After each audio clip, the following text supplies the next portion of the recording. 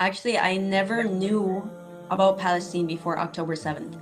And I'm really sad to say that because now that I'm learning more about the history and it's been going on for 75 years, like I'm shocked that I didn't know about it before October 7th.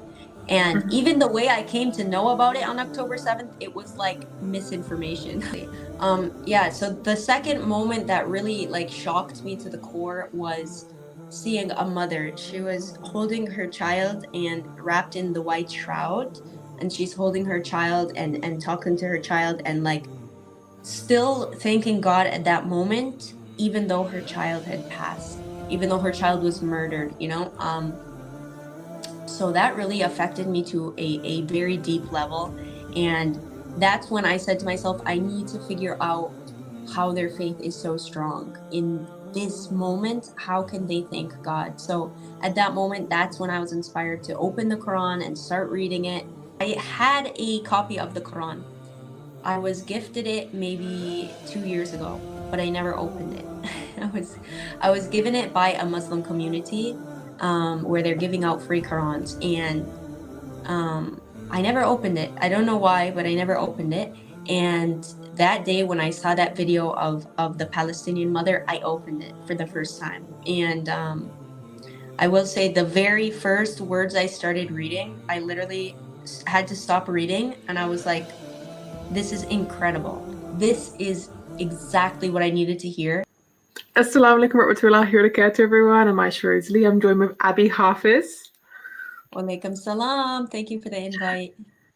I'm sure you guys have seen her because she's everywhere right now, like literally everywhere. Like I can't go on any social media without just like seeing your face. Uh, No, but it's good yeah. because the reason for it is good because mashallah, you converted to Islam during the what's going on in Gaza right now. And your story is so inspirational and you're inspiring so many people. So I'm so excited to like get deeper into this to find out like why it is that you became Muslim and how it is you're feeling.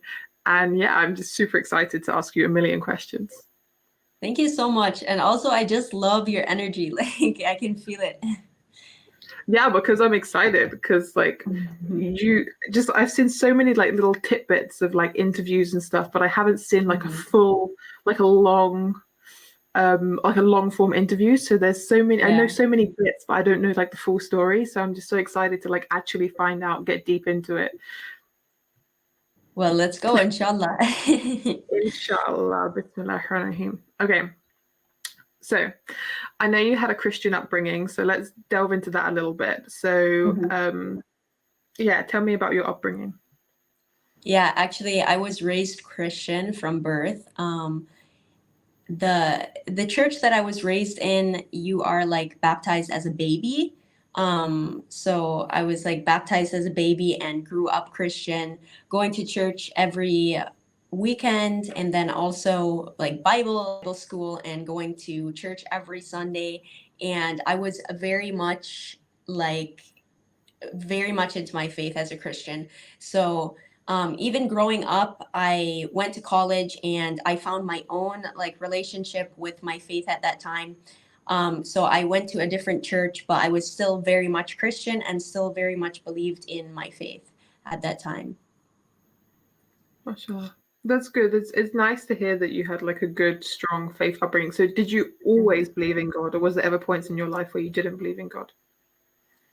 I would say that like anyone, I've had my struggles. Oh, There was a time where I had a very like dark moment in my life where I was deep into depression and this kind of stuff. And I really was questioning God at that point as a Christian. And I was questioning like, why am I here? How did you let me get to this point? And I really got close to almost losing my faith at that point. Um, but I kind of got back into my faith slowly, and I really focused in my faith at that time and reading the Bible and really getting to know my faith at a deeper level. So yeah, I had my struggles, but like anyone, we all have our struggles. So I think it helped me also to get more knowledgeable about my faith. mm. As a Muslim now, looking back at that time that you were going through that dark period, I mean, I've been through them as well, Mhm. so I know what it feels like, and I'm sure loads of people listening will know what that feels like. What advice would you give yourself now as a Muslim? I would say that no matter what doubts or thoughts are coming through your mind, they're literally from shaitan. like like whatever people are saying around you that are discouraging you from your religion and your faith, it's from shaitan, and that's it. Like Allah is always there. Allah was always there. Even when I was Christian, I had that connection with Allah. I didn't know at the time how to make it stronger and how to connect at a deeper level, but I had that connection even when I was Christian. The same connection that I have now. But now I know how to connect and make that connection stronger. MashaAllah. MashaAllah. Okay, so you ended up in Dubai. How did you end up in Dubai? Yeah, so I ended up in Dubai because my husband is living here. It's kind of a crazy story how I got here, honestly. I just took a plane and came here, and I never moved back to US. My parents were shocked, and um, it was honestly a leap of faith, but it was also that soul feeling where the same soul pull that I had to become Muslim is the same feeling I had to come to Dubai and meet my Mm, husband and get married, and like the whole story started there, MashaAllah. Subhanallah. Wait, did you come to Dubai on a holiday? Yeah, it was initially a holiday, but then I just didn't go back.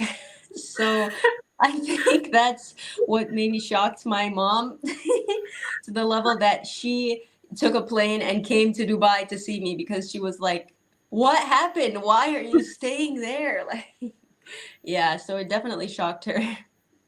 MashaAllah.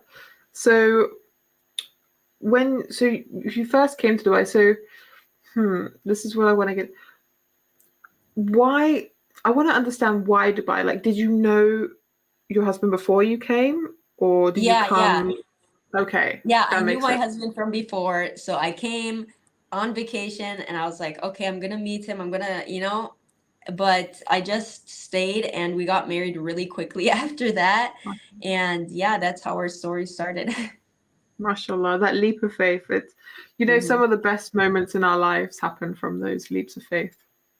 Oh yeah, for sure. MashaAllah.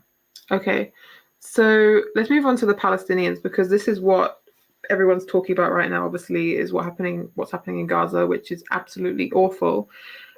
You were inspired by the Palestinians, but first I want to know, were you always sympathetic towards the Palestinians, or is it something that came about after, like, October the 7th? Actually, I never knew about Palestine before October 7th. And I'm really sad to say that because now that I'm learning more about the history and it's been going on for 75 years, like I'm shocked that I didn't know about it before October 7th. And Mhm. even the way I came to know about it on October 7th, it was like misinformation. Like the way I knew about it is, the news channels in US saying, like basically labeling Palestinians as violent and like that they're attacking Israel, but really it's been going on for 75 years and I never knew that. So actually from that day, October 7th, I was initially shocked and I didn't know what to believe or who to believe. So I did my own research and I found out that it's been going on for a long, long time. Um, and that's when I immediately switched my viewpoints and I said, no, the Palestinian people are being oppressed, and like Israel is oppressing them and taking their land. And it just became very clear to me when I just did my own research and checked the history. Mm. Do you, as somebody who supports Palestine now, do you ever have doubts that you're on the right side? Definitely no. like not many things in life are black and white. Like this is right, this is wrong. But literally Palestine, it's so black and white. Like it's so obvious who is doing the wrong thing and who is doing the right thing here. Like literally, even if you look at the history, like from the very beginning, it was Israel who's taking and colonizing the land of the Palestinian people. Like Mhm. that's how it started. Like Israel keeps saying, like people they won't stop attacking us, and we're just defending. And but you started it. Like you literally started it. Like Yeah. you're the one who's stealing their land. Like there are grandparents and great great grandparents of Palestinian people, and they have the keys to their home. They're very old keys. They have the keys to their home, and this is also a symbol to show, no, we've been here. This is our land. This is our home. This is our country, and you cannot take that from us. Like, Mhm. like that is so so powerful, and it's so important to remember that no, Israel is not the one who lived here first. They're the ones who are trying to steal people's homes and lands and lives. Mm.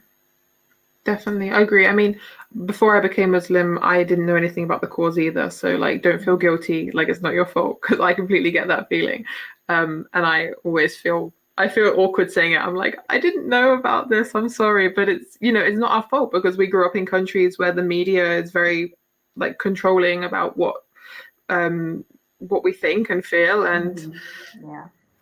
especially when it comes to this situation, there's a lot of misinformation and lies that goes around about the whole Israel-Palestine situation. Yeah. Um, something that something that affects me so much is when you go on Instagram and you see these videos of like kids being pulled out from rubble or mothers crying because their children have died. Subhanallah, like it just I always get emotional when I even think about it. Do you Mhm. remember seeing those kind of videos for the first time and like how that made you feel? Yeah. Without getting too graphic, I will say a couple specific moments that really shocked me to the core was one of which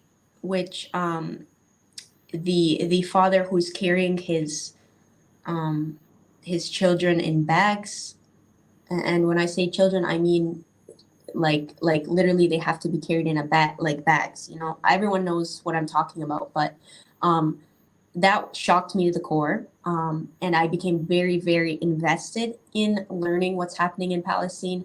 And I became very hyper focused on what's happening in Palestine for the first time. Yeah, so the second moment that really like shocked me to the core was seeing a mother. She was holding her child and wrapped in the white shroud, and she's holding her child and talking to her child and like still thanking God at that moment, even though her child had passed, even though her child was murdered, you know? So that really affected me to a very deep level. And that's when I said to myself, I need to figure out how their faith is so strong. In this moment, how can they thank God? So at that moment, that's when I was inspired to open the Quran and start reading it.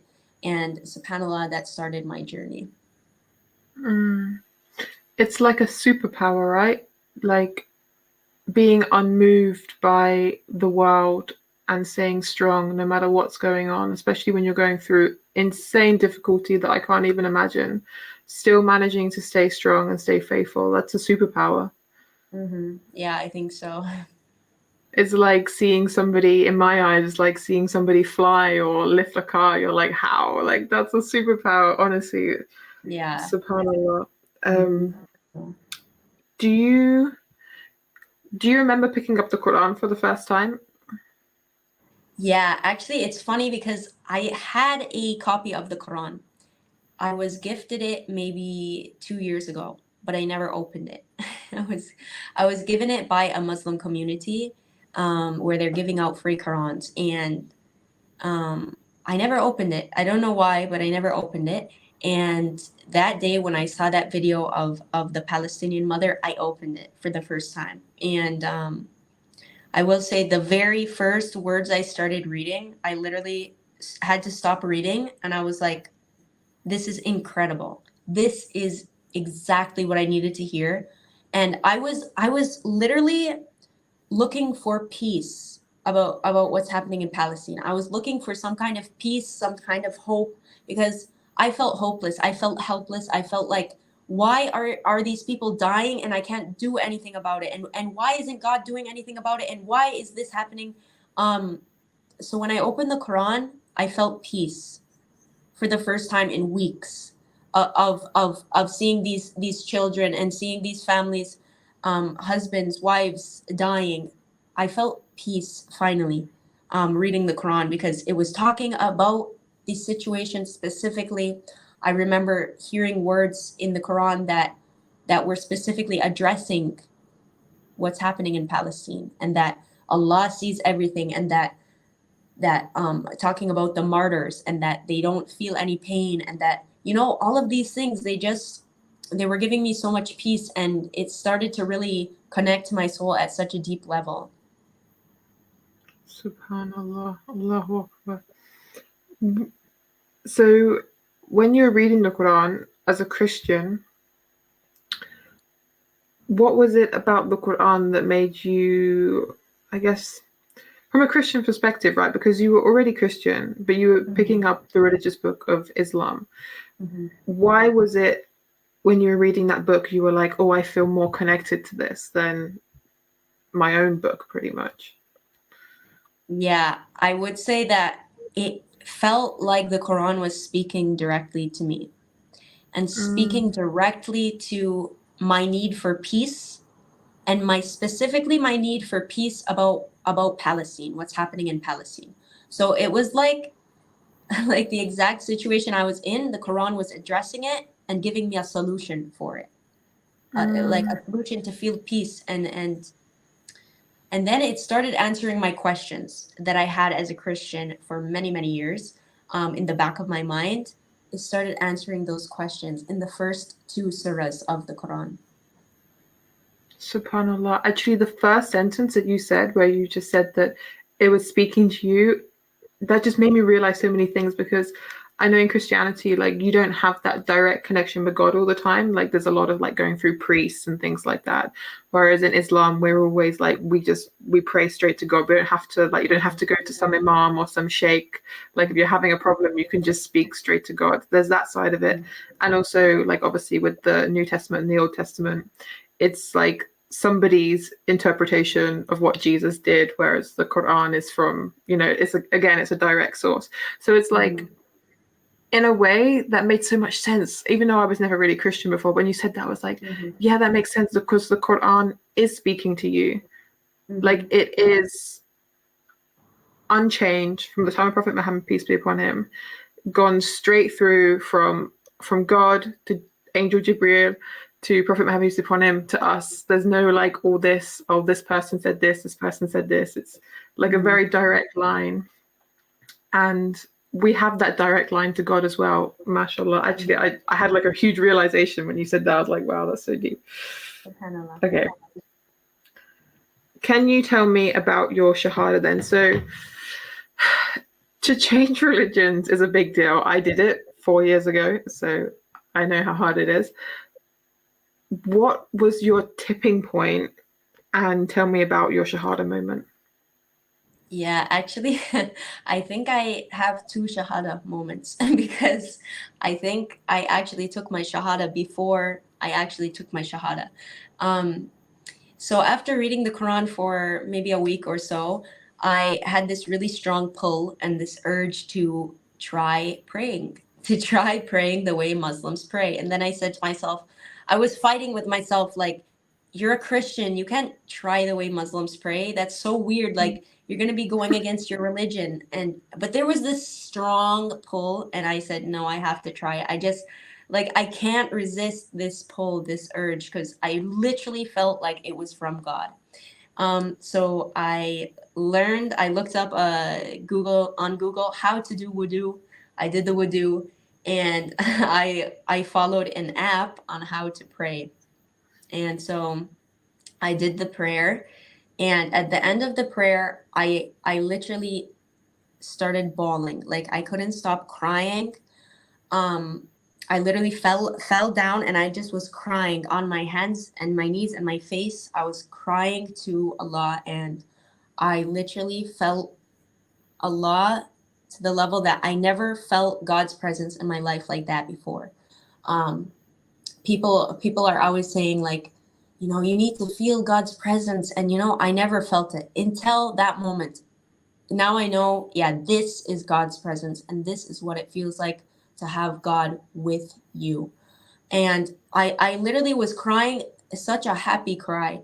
Um, it's like I was letting go of 24 years of whatever bad thing had happened to me, whatever sin, whatever.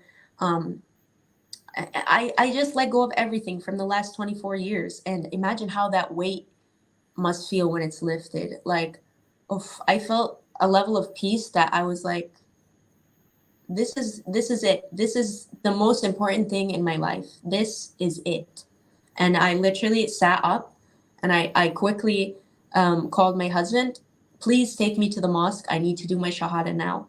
But looking back, I think I actually took my shahada during that prayer, because my heart was open to Islam, and I felt that pull from God. And I realized that during the prayer, the daily prayer, you say the shahada within the prayer. So I'm like, I don't know, did I take it or did I not? That's up to debate. But I mean, I'm pretty sure I was Muslim at that point in my heart. But yeah. MashaAllah, yeah. I remember when I first became Muslim and I took my Shahada, and I remember a couple of days later I was thinking to myself, I've been praying. Isn't this the same thing? Like, haven't I been saying this already? I had that Yeah. exact same realization.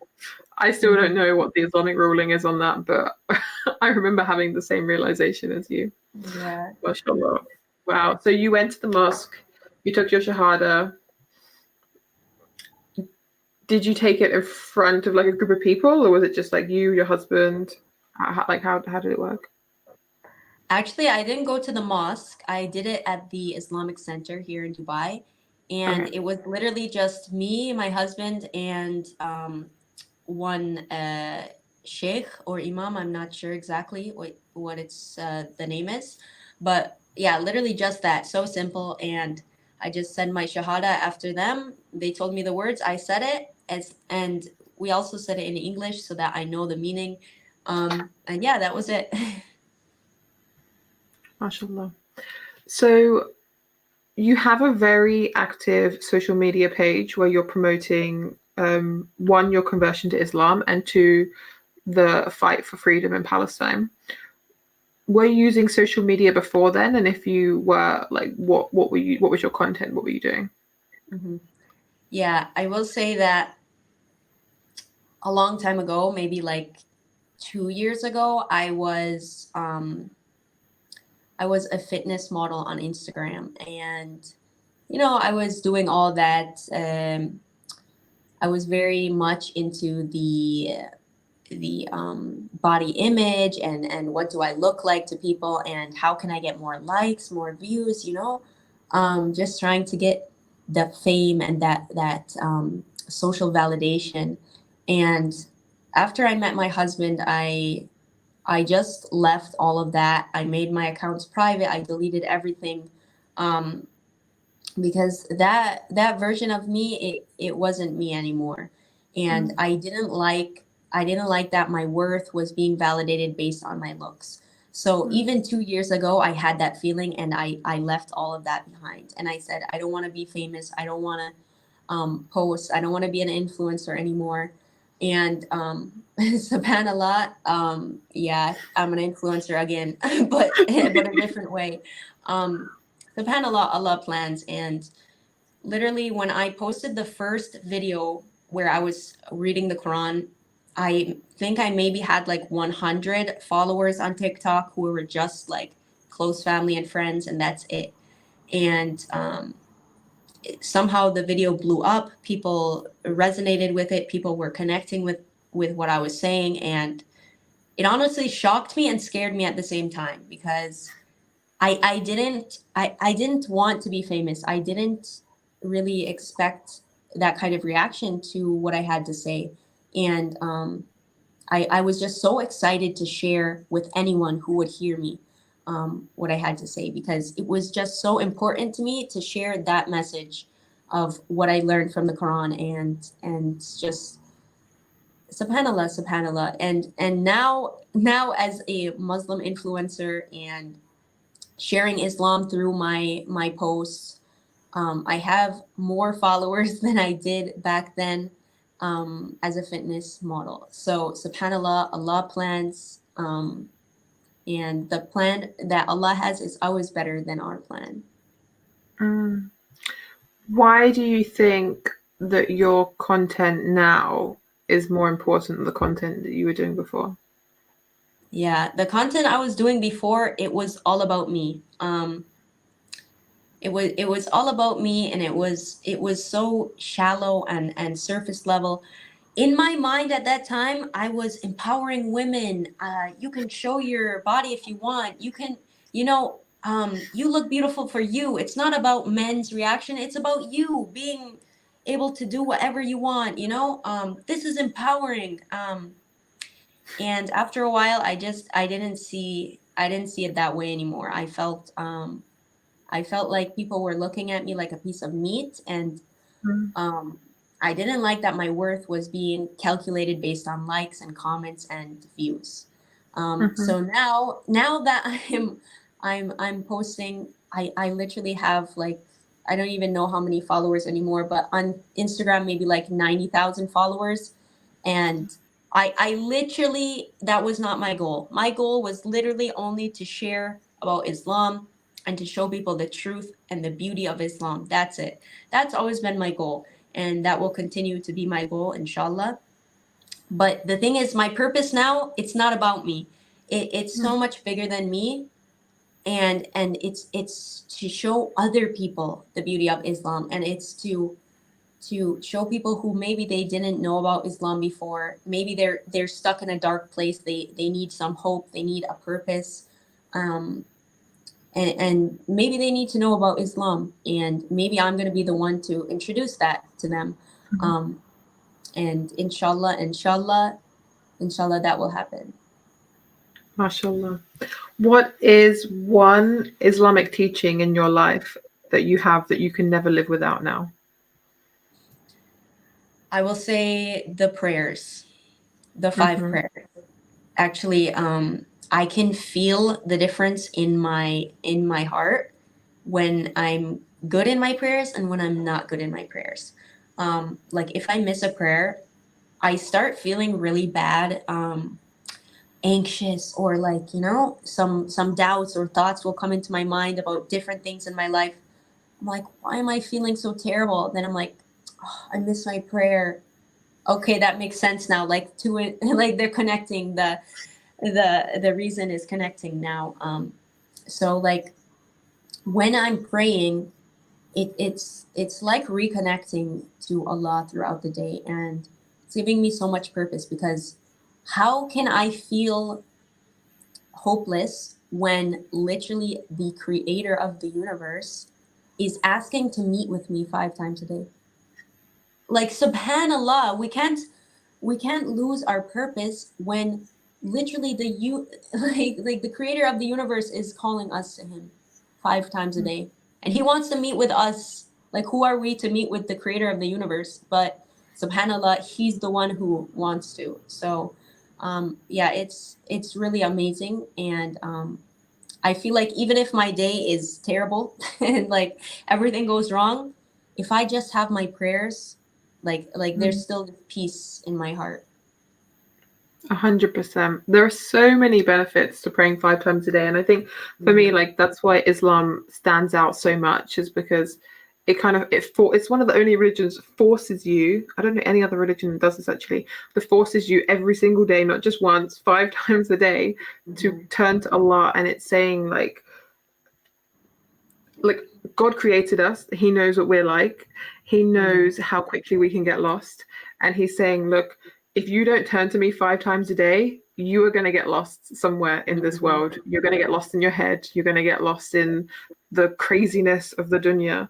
You have Yeah. to turn to me 5 times a day, no matter what's going on, no matter if you're going through a trauma, no matter if you're having the best day of your life. You need to turn to me.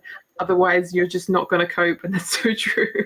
So true. Yeah, And it is like yeah. a form of meditation as well. So, there's so many benefits. And then people say it's really good for building self-control. If you can pray 5 times a day consistently for years and years, you're building great habits, great ability to control yourself. Yeah, there were just like so many benefits of praying, seriously. Do you have a message that you want to give to the Muslims out there who are like really excited for your journey? I will say, first of all, to the Muslims that have been supporting me, thank you so much. And I just really appreciate the community. I appreciate everyone like making me as their sister in this ummah. And I never felt this feeling of community and just feeling like I'm home. Like I feel like I'm home. And I feel like I've been searching for this place for 24 years and I finally found it here in Islam. MashaAllah. Do you have a message for the people out there who are Muslim who are perhaps being a little bit too pushy or judgmental on your journey? Yeah, the haram police.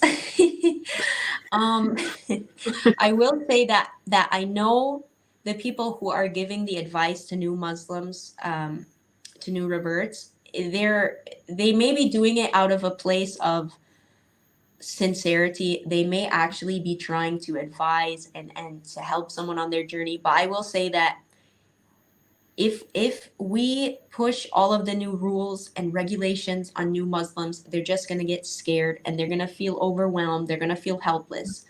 Um, for me, how I've been successful in my own faith is focusing first on my connection with Allah and not focusing on what anyone else says about my faith and my journey. And even though I'm not perfect and I may not look like the perfect Muslim, um, I'm on my own journey with Allah, and that's what matters.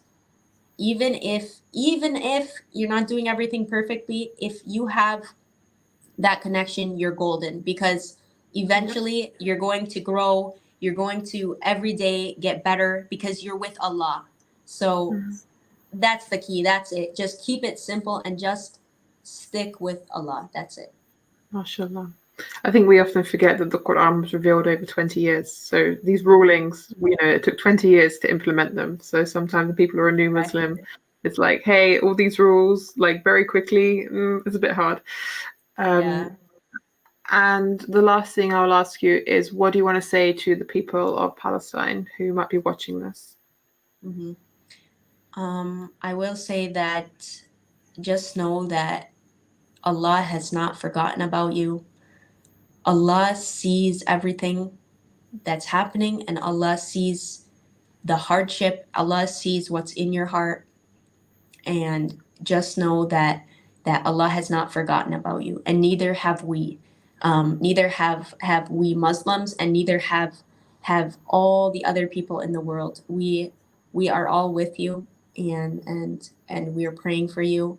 No matter what our religion is, we're praying for you. I know a lot of people in other religions; they're also praying for you. So, um, yeah, just know that Allah inshallah will give you the freedom and will give you peace and give you love, and because that's your birthright. So inshallah. MashaAllah, amazing message and super inspirational interview. Thank you so, so, so much for coming on my channel. If you guys want to check out more of her content, we've got the TikTok and the Instagram linked I'm going to put it in the comments and the description so you guys can choose where you want to find the link. And thank you so much for coming. Thank you so much. Salam.